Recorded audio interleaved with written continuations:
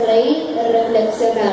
Ya está con nosotros el señor Tato Bores. ¡Bravo!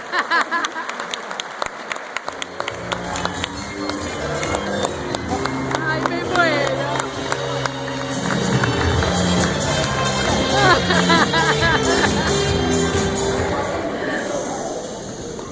Bueno, señores, metiendo el libreto dentro de esta peluca. Hoy, en lugar de hacer un monólogo con lo que pasó esta semana con la actualidad, voy a hacer un monólogo con lo que pasó en los últimos 40 años. A ver si aprendemos algo.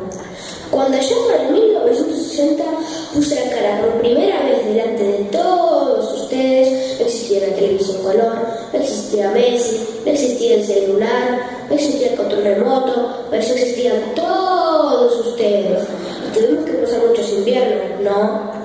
Pero vamos a dejar de lado todo aquello. Hoy quiero presentarme con algo distinto. Quiero expresarles a todos los abuelos mi agradecimiento, afecto, cariño y respeto por todo lo que son, todo lo que hacen y por todo lo que significan para estas generaciones.